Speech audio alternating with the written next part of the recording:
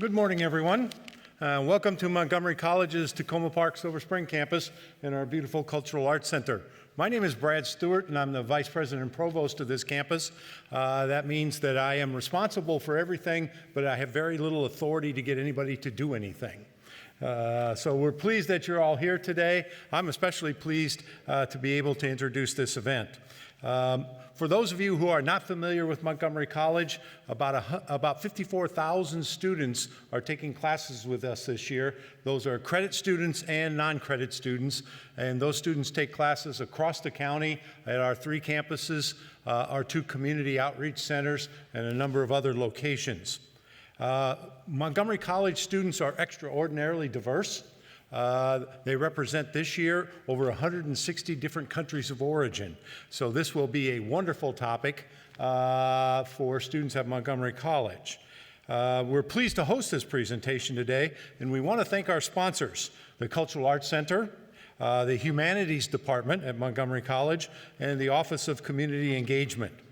Our presenter today, Dr. Tanya Golash-Boza, is a professor and department chair at the University of California-Merced in the northern part of California. She is an amazing scholar. Let me read a few of her credentials for you. She is the author of 5 different books, including Mass Deportation and Mass Incarceration in the 21st Century, Race and Racisms, Deported, Due Process Denied, The Immigration Nation, Yo Soy Negro, Blackness in Peru, and she is a sociology professor and chair of public health at the University of California-Merced. She is also a native of this area, which is really cool. And I'm really pleased that she's here today because we both share a discipline. I am a sociologist as well before I became an administrator. This was actually one of my areas that I studied in graduate school, so this is really, really cool. And so now I would like to bring out our speaker for today, Dr. Tanya Maria Golash-Boza. Dr. Boza?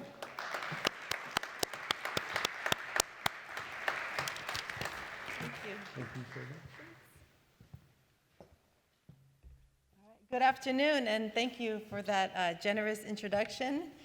Good afternoon to all of you. Welcome. Thank you for taking the time out of your day to come hear this talk. And thanks so much to the organizers for all of the work they put into organizing this event and making sure that it's available for all of us. It's really great to be here in the DC area. It's great to be home. I graduated from Wilson High School, went on to, any Wilson Tigers in the house? All right. So, and then I went on to University of Maryland, any Terps in the house? All right, there we go. So it's great to be home, and it's great to be talking about an issue of such importance to the nation and to the region. So you all may or may not know, but the United States is a world leader in both incarceration and deportation. So over 6 million people have been deported from the United States since 1996. And that is 3 times the number of people deported from the United States before 1996. So the United States has been deporting people from this country since 1892, when the laws were created that allowed for deportation of non-citizens from this country. And as you can see on the chart here, deportations ebbed and flows. There were some moments where there was more deportations than other years. But generally speaking, they were less than about 40 to 50,000 a year every single year up until 1996. So what happened in 96? In 1996, President Bill Clinton signed into law 2 very important pieces of legislation that would have enduring effects for immigrants in the United States: the Illegal Immigration Reform and Immigrant Responsibility Act and the Anti-Terrorism and Effective Death Penalty Act. You can already notice from those laws that that language has persisted, right? Anti-Terrorism and Effective Death Penalty Act and the Illegal Immigrant and Immigrant Responsibility Act. So those laws were passed in 96 and led to a tremendous increase in the number of people deported from the United States. Beginning in the early 2000s, deportations began to level off a little bit, but then we had the terrorist attacks of 9/11, and that was followed with the creation of the Department of Homeland Security in 2003. So George W. Bush created the Department of Homeland Security, and what that did is it infused billions of dollars into immigration law enforcement. So we can have the laws on the books that say we can deport this many people, or these processes make it easier or harder to deport people, but what really makes deportation possible is money, right? The federal government has to decide, we have this money from taxpayers, and we're going to invest it in removing people from the United States. And the creation of the Department of Homeland Security in 2003 really infused a lot of money into deportations. All right, hello, welcome. We got a few more people coming in. Thank you for coming. I'll just pause while they get settled so I don't distract myself.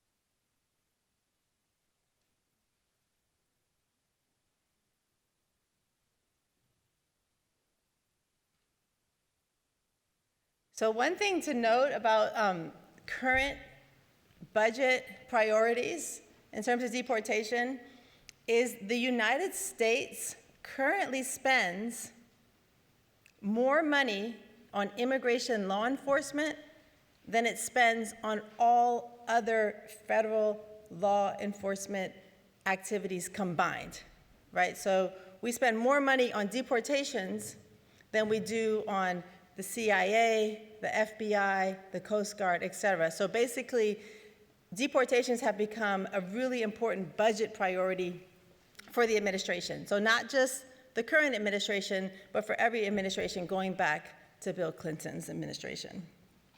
So why, right? Okay, so we've established, right, that we are in a moment of mass deportation.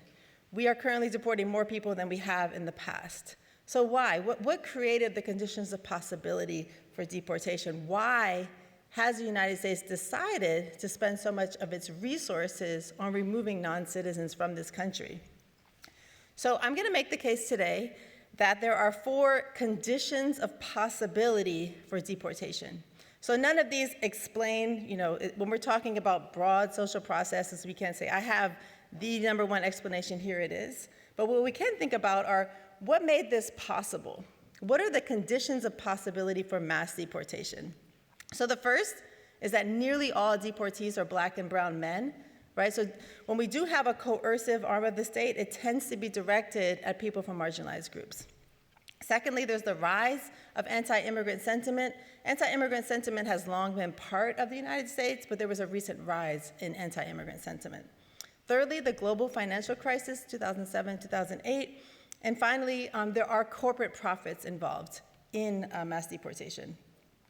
So I'm also going to make the case that if we want to understand why we're deporting so many people, we also have to look at another sister process, which is mass incarceration. So the explanations that help us to understand why so many people are behind bars also help us to understand why so many people have been deported. Another reason to consider deportation alongside incarceration is that sometimes they really are kind of the same process. So between May of 2014 and May of 2018, here in Washington, or just in Washington, D.C., over 3,000 people were deported. Half of them were first arrested by a police officer, right? And that's a nationwide trend, so 50, 60, 70, 80%, depending on the locality. But basically, in order to be deported, you first have to be apprehended by someone. And in the United States, that's firstly, that you're apprehended by a police officer. So when we think about the system of deportation, we have to think about incarceration because really they're 2 sides of the same coin, 2 parts of the same system. So let's look closely at the first condition of possibility, that nearly all deportees are Latin American and Caribbean men. So coercive state policies in general tend to be directed at marginalized groups. Right? So when the United States implements a policy that's going to negatively affect a group, historically it has been a group that's marginalized. This shouldn't be surprising, right? So which group was enslaved in the United States? African Americans. Which group was interned during the Second World War? Japanese people. And which group faced deportation in the 1930s, Mexicans, right? So whenever we think about when the United States is using its force against a group of people, it tends to be people who are marginalized on racial grounds. So today, not only are most deportees Latin American, 98% of them are Latin American, also most deportees are men. Again, when we think about the relationship between the criminal justice system and the deportation system, it makes sense that most deportees will be men. But what's interesting about this figure here on the screen, you may not be able to see the numbers at the bottom, but beginning in 1998, there was a disparity between men and women being deported. So that darker line is women, the number of women deported in any given year. So there's already a disparity in 1998. But as deportations increased dramatically, beginning in 2003, it primarily targeted men, right? So the recent increase in deportation has primarily targeted men. The number of women deported since 1998 has remained relatively steady. So in order to understand this trend of increased deportation, we have to ask, why are men in particular being targeted, right? What's going on that creates a situation where men are the ones that are being deported from the United States? Deportations also are not evenly distributed among the non-citizen population. Any person who does not have US citizenship can face deportation, but some groups are more likely to be deported than others, right? So what this shows you is most people deported are from Mexico, right? Which makes sense. Most Mexican immigrants do make up a large percentage of immigrants in the United States, but they're not all immigrants, right? Many other people are immigrants and are not deported.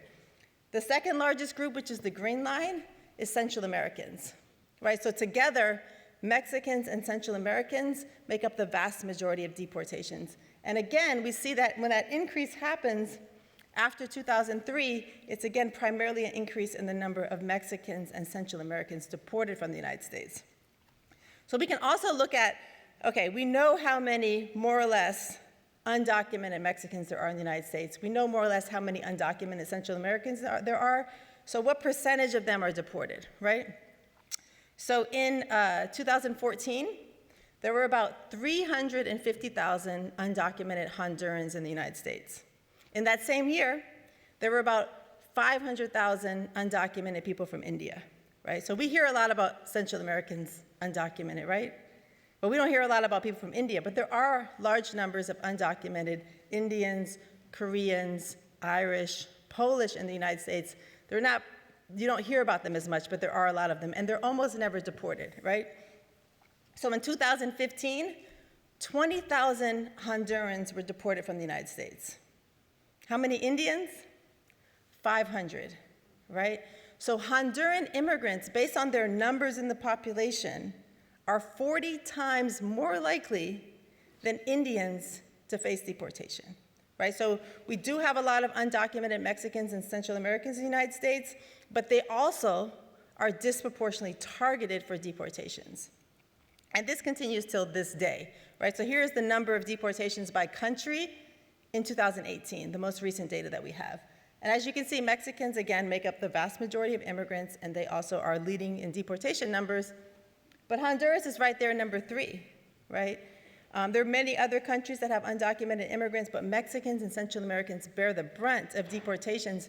And this trend continues. So in 2018, 831 people from India were deported from the United States. Again, Hondurans are still 40 times more likely. So I don't know how much you know about social trends, but normally it would be not that surprising to find that one group is 50% more likely, or 2 times more likely, or 3 times more likely, but 40 times more likely is just an kind of egregious number when we're comparing one group to another, right?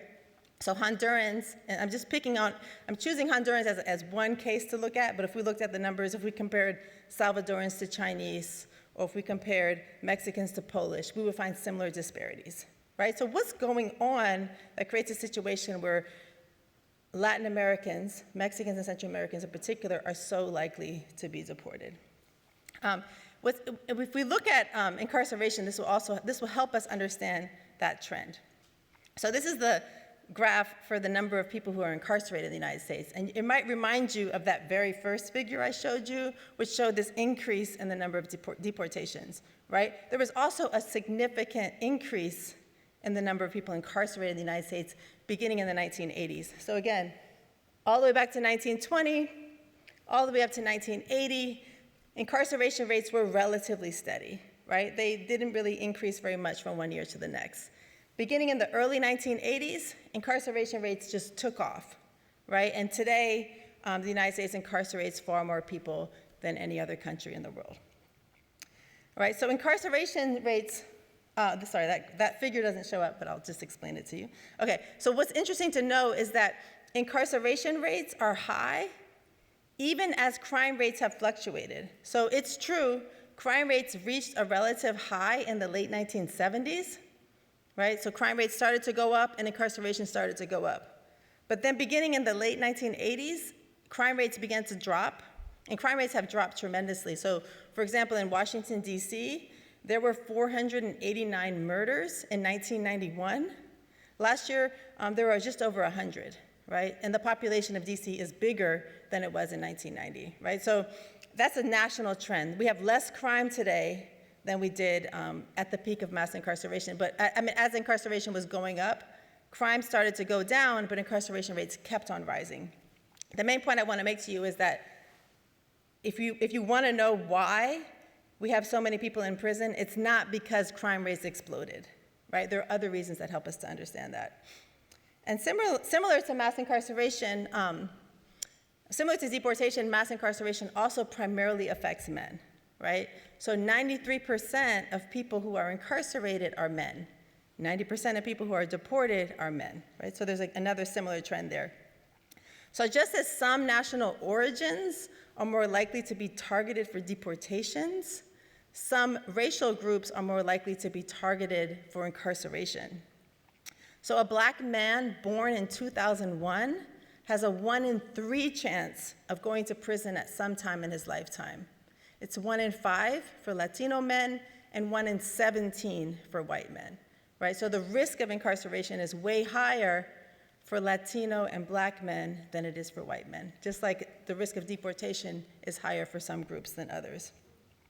So both mass incarceration and mass deportation can be understood when we think about how does our society talk about Black men and Latino men? What are the discourses that circulate about these populations? When we think about Black men, there's a discourse that Black men are prone to criminality, that they're dangerous, right? And this discourse circulates in popular media and justifies the broad-scale incarceration of Black men. Similarly, when we think about Latino men, what are the discourses that circulate? Discourses that circulate are that they're dangerous, that they're foreigners, right, that they're criminals, and these discourses serve to justify their deportation. So we see very similar trends. The targets are different, right? Black men are more likely to be incarcerated, Latino men are more likely to be deported, but the ways that our society talks about these two groups are very similar. So the fact that Latino men are the primary targets for mass deportation is the first condition of possibility for mass deportation. The second condition of possibility is the rise of anti-immigrant sentiment. So first, in the first part, I'm talking mostly about racial discrimination, racialized descriptions of Latino men, racialized descriptions of Black men, but now we want to switch and think a little bit about anti-immigrant sentiment in particular, right? So even though the United States is a nation of immigrants, right, there's a lot of anti-immigrant discourse circulating in the United States. So the current administration often uses anti-immigrant rhetoric, right? So for example, you hear the president, you hear ministers using rhetoric that's anti-immigrant. At the same time, and this anti-immigrant rhetoric began primarily in the 1980s. So in the 1970s, people were not worried about immigrants. In the 1960s, there wasn't a lot of talk about immigrants. 1950s, it didn't make national news, right? Beginning in the 1980s, we begin to see the rise in anti-immigrant sentiment in the United States, and that's directly related to the arrival of a lot of Asian and Latin American immigrants to the United States. So in 1965, the laws changed, and that created a situation where more Latin American and Asian immigrants are coming to the United States, and that coincided 15 years later in the 1980s with the rise of anti-immigrant sentiment in the United States. So in today's political discourse, politicians often portray immigrants as dangerous and as terrorists. And these representations are racialized. So when people think immigrant, they often think Latino criminal or Arab terrorist, right? These representations are also gendered male, right? So when people think about the dangerous immigrant, they're often thinking about a male figure as opposed to a female figure. And mainstream media outlets use words such as illegal aliens, fugitive aliens, hordes, flows, lawbreakers to describe immigrants.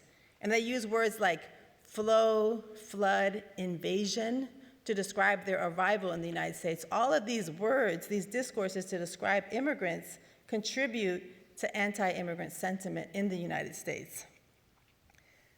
And these representations have led to a sense of fear among white Americans towards Latino men. And politicians play into these fears. In the run-up to the 2016 election, candidate Donald Trump told a crowd, when Mexico sends its people, they're not sending their best. They're sending people that have lots of problems, and they're bringing those problems. They're bringing drugs, they're bringing crime, they're rapists, right? So why would Trump say all these things in the run-up to the election, right? Partly because he thinks it's gonna garner him votes, right? So politicians use anti-immigrant sentiment. He didn't create anti-immigrant sentiment. Anti-immigrant sentiment has been around in the United States for a long time, but politicians they tap into these discourses in order to garner more votes. And they do this successfully, right? When people see Trump on stage and they shout, build the wall, deport them all, right? They're expressing solidarity. They're saying, hey, we agree with you. Let's ignore all these other reasons our economy has problems and let's focus on immigrants. And politicians tap into these discourses and they use them to get elected. But it's not restricted to the Republican Party, right? The Democratic Party candidates also use anti-immigrant discourses to garner votes. Starting to change a little bit now as they think maybe their target audience is changing, but they have a history of using this anti-immigrant voice sentiments as well. So in the same run-up to the election, candidate Hillary Clinton also talked about, we need to keep track of those immigrants, we need to watch out for them, sort of tapping into this fear, right, that immigrant equals terrorist, right? Even though there's no real scientific basis for that, politicians tend to amplify these anti-immigrant sentiments by tapping into them and talking about them. So politicians use race and gender discourses of fear to rally voters. And the reason they do this is they have found that it works, right? So we can see this very clearly when we look at incarceration. So again, looking at a different election, when George H.W. Bush was running for president against Michael Dukakis, Michael Dukakis was governor, and in his state, there was a man, William Horton, who went home for the weekend from prison on a weekend release program, right? And during that weekend release program, he committed a violent crime. So then George Bush was able to say, Dukakis is light on crime, he let this scary man out, and they showed these pictures of this man, William Horton, but they called him Willie Horton, and sort of created this image of this scary black man that was out there committing crimes, and it was Dukakis' fault. And that was a successful campaign strategy because George H.W. Bush won the election, right? So the Republicans realized, we can use fear of crime, and then we can enhance people's fear of crime, and then we can tell them we're gonna solve crime, and then we're gonna win elections, right? So after that point, Republicans and Democrats were like, yeah, there's a lot of crime out there, you should be scared, and we're gonna help catch those people. So Hillary Clinton, this is a quote from her when her husband was president, saying, hey, look, there's all these super predators out in the inner city, right? And we're gonna develop policies, and we are going to catch them, or we're gonna put them away, and we're gonna make our communities safe. And what President Bill Clinton did during his time in office is not only sign those two bills that led to mass deportation, he also signed a lot of bills into law that led to mass incarceration, right? So both Republicans and Democrats over the years have realized we can tap into this anti-Black sentiment, we can tap into these fears of crime, and then we can win elections, right? And that's what they've been able to do with the case of incarceration, and now we're also seeing that happen with deportation. So the second condition of policyability is just that the rise of anti-immigrant sentiment and politicians tapping into that anti-immigrant sentiment and saying we're going to deport people is the second condition of possibility for mass deportation. The third condition of possibility is the global financial crisis. Here we're going to get a little bit into the weeds, but it's really important for us to understand the economic basis of this, right? So there's the fear, there's the racist aspects, but there's also really important underlying economic trends. Okay, so let's think back to the 1970s.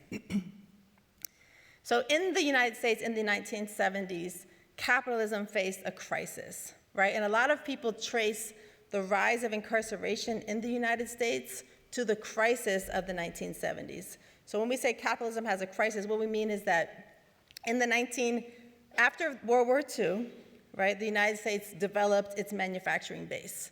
And it was working pretty good for everybody. There were jobs to be had.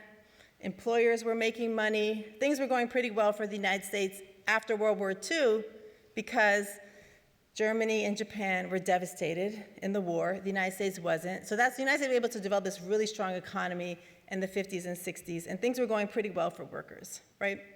Things were going better for white workers than for black workers, but things were also going reasonably well for black workers in the 1940s and 50s.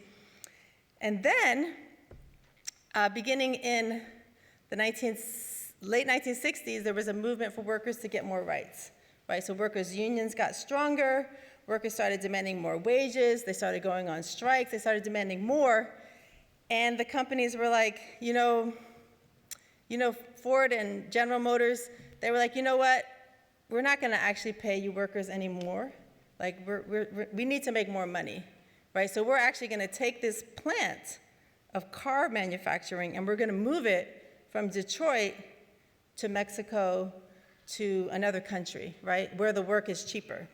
So basically, because the capitalists were facing two pressures. They were facing pressure from the workers demanding more wages, and then they were starting to face pressure from foreign competition, right? Because Germany and Japan by this time had rebuilt their economies, and now they're building cars. So you got Mercedes-Benzes and Toyotas starting to be real competitors for Ford and GMC cars, right? So the US capitalists found themselves in a kind of crisis where their workers were demanding higher pay, the workers were strong and unionized, and Germany and Japan are developing cars and they're kind of competing.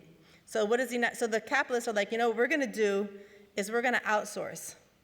We're gonna move our manufacturing to other countries, which will be cheaper for us, and that will solve our problem of having to pay workers so much money.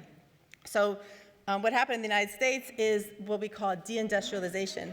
The United States went from having a very strong manufacturing base down to today, where we went from 35% of our workers unionized to 7 or 8% today. We went from 35% of our jobs in manufacturing to about 10% today, right? So the United States, so the reason why I'm telling you this story is what's missing from this equation is what happened to all the workers, right? So we had all these people working in factories and doing fairly well in the 1960s.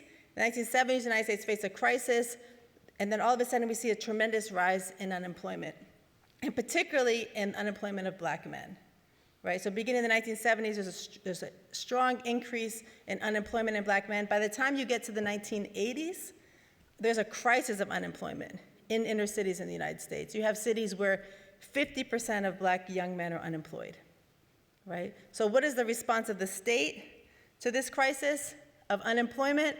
The response of the state is to incarcerate large numbers of people. Scholars such as Loic Wacant and others argue that this economic restructuring, the deindustrialization process in the United States, created a lot of what we call surplus labor, right? So you have a lot of people in the United States who don't have jobs, who aren't able to contribute to the economy through the formal economy, aren't able to access the jobs because the factories have closed down. And incarceration sort of emerged as a solution to that, right? I was just talking earlier with my father about this. He pointed out that the civil rights movement also gave the capitalist class more worries, right? Because they're worried, hey, people are gonna have these big uprisings if we don't do something. So in 1968 in Washington, D.C., when Martin Luther King was assassinated, there were huge uprisings across the city, right? So people that owned businesses were worried that something was going to happen. So then they work with politicians to develop policies to put large numbers of black men behind bars, right? So using the fear of crime as an excuse to incarcerate large numbers of people. So there's another scholar, Ruth Wilson Gilmore, and she argues, she's sort of building on this argument that the large numbers of black men without jobs created a condition of possibility for incarceration. She also argues that looking just at California, because prisons are mostly state prisons. So you can look at the broader federal context, but it shows you less than if you look at a state. So just looking at California, she found that in California you had a lot of surplus finance capital. That just means that interest rates were really high in the early 1980s. So people that had money wanted to lend it, but no one was borrowing money because the prime rate hit 18% in 1982. The prime rate today is like 1 or 2%. So very, very high interest rates. So people had a lot of money to loan. So then investors were very willing to lend money to states to build prisons. We also had surplus land in California because there were huge droughts, right? A lot of farmland was taken out of use. So there's all this land available. And then we also had surplus populations. So in the context of all these multiple surpluses, California built 23 major new prisons between 1984 and 2004, right? So with all these surpluses, the state could have chosen to do other things. They could have built more universities, right? We still need more universities in California. Right now, there's a big problem in the state where there's not enough seats in the University of California system for all the students that want to go there, right? All the students that qualify to get in. But instead of investing money in universities, which actually would have been a very effective solution to all of these issues or problems, this crisis, the state chose to invest money in prisons, right, to solve this crisis. Okay, so that was the old crisis, and that's the explanation that a lot of scholars use to understand the economic basis for the rise in incarceration. So what I want to say is we can use that same set of arguments in order to understand the rise of mass deportation in the context of the current economic crisis. So in 2007, how many of you heard of the Great Recession? All right, so that was our latest crisis. So 1973, oil crisis. 2007, another crisis of capitalism. Thing about capitalism is it always has crises. So we'll have another one soon, and then you can reflect back on this, say, oh yeah, that's what she was talking about, crisis. Well, there will be another one soon, but let's think about the 2007 one, right? So one of the reasons why we had the crisis in 2007 is that the earlier crisis meant that manufacturers were like, oh, we're gonna build a factory in Mexico, we're gonna build a factory in Indonesia, we're gonna build a factory in China, right? So they did that. And then as you saw, the manufacturing base in the United States went all the way down to 10%. Now we're only producing what we absolutely need here. And so the way it works is they basically outsource, and got to a point of saturation. Now there's nothing else to outsource, right? So because capitalists believe that they always need to make profits. So when their strategy of trying to continually outsource wasn't working anymore, their profits began to stagnate, and that for them is a crisis. That creates a crisis in capitalism. So there wasn't really any solution to that crisis. So the earlier crisis they were able to resolve by outsourcing. The current crisis is kind of ongoing, right? The current crisis could not be solved by outsourcing. So we're kind of still in this moment of crisis with increasing profits for capitalists, unrest among laborers. They're beginning to see strikes, fights for fair wages. All of those things are workers responding to the current crisis. But I want to argue that mass deportation was one of the state responses to the current crisis in an effort to quell rebellion in the current period, right? So just as we can link mass incarceration to deindustrialization, we can link mass deportation to the current economic crisis. So one way to think about it is one of the industries hardest hit by the 2007 crisis was the construction industry. Okay, who works in construction primarily? Latino men, right? All across the United States, Latino males are the primary workers in the construction industry. So the construction industry was one of the hardest hit by, the latest crisis, and Latino men are the ones that were deported in the aftermath of that crisis. So we can see here on this chart, this is another chart showing us deportation trends more recently. I'm catching you up from the earlier chart, but what I'm doing here is showing you two kinds of removals, right? There's interior deportations, which are people who are living in the United States who are removed, and then there's border removals, someone who's apprehended at the border, like either trying to come in or who lives in the border area that is then deported. So interior removals help us to understand that argument that deportations are used as a mechanism to repress people, right? Because when you deport a lot of people, you create fear in communities, and you're also removing people from communities and homes in the United States. So in 2003, there were about 80,000 interior removals in the United States. That remained fairly steady until 2007. There's a huge increase in the number of interior removals for the entire first term of the Obama administration, right? So you may have heard before, everyone says Obama is the deporter in chief. This is why, right? The Obama administration deported more people than any administration in the history of the United States. And as you can see, based on the very recent numbers, far more than are being deported by the current administration, right? So, because deportation policy is not just set by the president, there's all these other factors that also come into play. So we can't just think one president, one policy. We have to think broader, but what are the discourses that are circulating? What are the broader economic trends? And here we see a very strong correlation between the Great Recession, 2007 to 2009, and the rise in interior enforcement, right? Interior enforcement has gone down now, in part because of massive protests, right? So the reason why President Trump is not able to deport large numbers of people is not for lack of trying, right? Trump wants to deport a lot of people. But the reason is that there's a lot more resistance on the ground. Local police departments are refusing to cooperate with the federal government because it's not doing them any good. They're realizing, local governments, local politicians, local business owners, they do want immigrants to feel a little bit scared and be a little bit on edge, but they also want them there. And they want them to go out, to go shopping, they want them to be part of the economy. So Obama kind of overdid it, right, by creating too much fear in communities. And so now a lot of localities are no longer working with the federal government, so that's why we see a decline in recent years in the number of interior removals. So the final condition of possibility is corporate profit, right? It's not the main driver, but it does help us to understand both mass incarceration and mass deportation. So a consideration of who profits from mass deportation can help us to understand why it happens. Because in a capitalist society, if a group in power profits from a policy, then it's more likely to be implemented.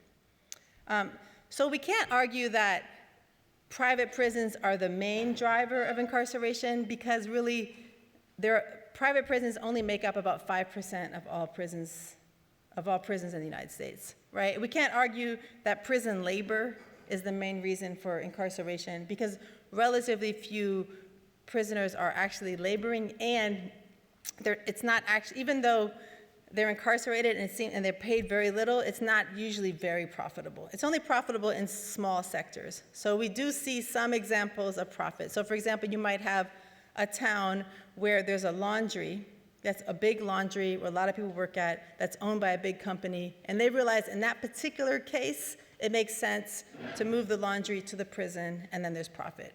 So I would just say that private prisons do create profit for a small amount of people, but they're not the main driver of incarceration. They help us to sort of understand it, and a lot of people are very uncomfortable with people making profits off of prisons, but they're not the main driver of incarceration. It's a little different with deportation because so in prisons, only about 5% of people who are incarcerated are in private prisons. With detention centers today, it's 75%. 75% of the 50,000 people currently detained for immigration reasons are in private facilities. And what's interesting about that number is that detention centers increased from about 5,000, the daily average of people in detention centers in 1980 was 5,000 people. Today, it's 50,000 people. And that growth has only been possible because of private industry, right? in order for the government to build detention centers and to run them and to operate and to finance them requires a lot of appropriations and approvals and a lot of money, right? But they were able to, the private sector is a lot more flexible. So the private sector was able to grow that sector a lot more quickly. So that's why we've seen not only an increase in the number of people detained for immigration reasons, but also a steady increase in the percentage of it that's private. So the public sector part of it has remained relatively steady, but the private part of it has just increased dramatically. And it's also primarily just two corporations. Oh, sorry, you can't see this, but there's two corporations, Core Civic and GEO Group. So Core Civic actually used to be called Corrections Corporation of America. So in 2000, CCA and GEO Group, well, CCA in particular, their stock was just hit rock bottom in 2000. And the reason for that is if you might recall that graph I showed you about incarceration, like it took off in the 1980s, and then around the early 2000s, it started to stabilize. So Core Civic, or CCA at the time, CCA built all these prisons speculatively. They were like, we're gonna build all these prisons because mass incarceration is growing, and we're gonna make a ton of profit. We're gonna build the prisons, and then surely the government will lock up more people. But there was a turn, and the government decided, there was actually court cases for overcrowding and all these things, and a lot of California, New York, and other states decided, we're gonna stall incarceration. We're not gonna lock up as many people as we used to. So they didn't necessarily decline, but they stalled out, right, in the early 20th century. So what happened to CCA and GEO Group? Their stocks plummeted, right? And then 9/11 happened. And ever since 9/11, the stocks of CCA and GEO Group have just been steadily rising, right? Like it's a steady increase. So they continue to increase under Trump, but it's just been a steady increase from 2000. So CCA and GEO Group account for the vast majority of immigrant detainees, like two companies that have spent millions of dollars on lobbying and millions of dollars on talking to legislators and making sure that their laws get passed. And they have made a tremendous amount of profit. So there's a real connection between corporate profit and private detention centers. And I just want to make sure you understand that people that are detained for immigration purposes are not people who have been convicted of crimes. And they're not people who are waiting for trial. They are simply people who are waiting to be deported, right? Either waiting for their immigration hearing, which is not a criminal procedure, or they're waiting for their deportation. And multiple human rights entities have told the United States that it is against multiple human rights treaties to hold people behind bars who are not accused of a crime or convicted of a crime. But the United States has ignored this and just continued to increase the number of people held in detention facilities.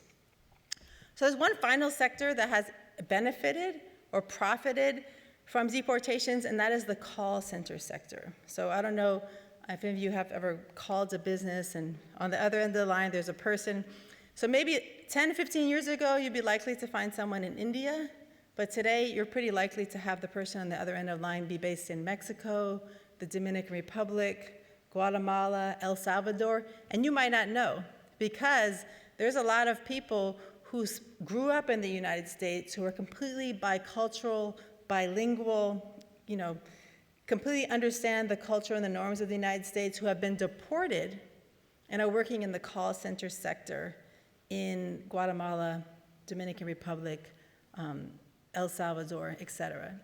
So the call center sector has doubled in these countries since 2007, right? And the only way that sector could have doubled is through deportations, because none of those countries actually have a broad enough employment base of people who not only speak English fluently, because customers in the US are very nativist, so they don't, or anti-immigrant, so they don't like it if the person on the other end of the phone has an accent, right? So customers in the United States want to talk to someone who sounds American, right? And a lot of deportees sound exactly like people in the United States because they grew up here. So they have created the possibility for these call centers to move their operations to Latin America and pay people a fraction of what they would earn here. Right, so call center workers may make $100, $200, $300, $400 a month, right, as compared to what they would make when they close down those call centers in the United States. So the rise of call centers is another way that we can understand some of the economic motives behind mass deportation. So basically, this analysis is a political economic analysis, also thinking about race and gender, that helps us to understand the current moment of mass deportation. So I've argued that these racialized and gendered discourses that circulate about Latino men and about immigrants in general, the politics of fear used by politicians, the global financial crisis of 2007, and then also the addition of corporate profits, that these four things create the conditions of possibility for mass deportation. All right, thanks for sticking with me to the end. Thank you very much.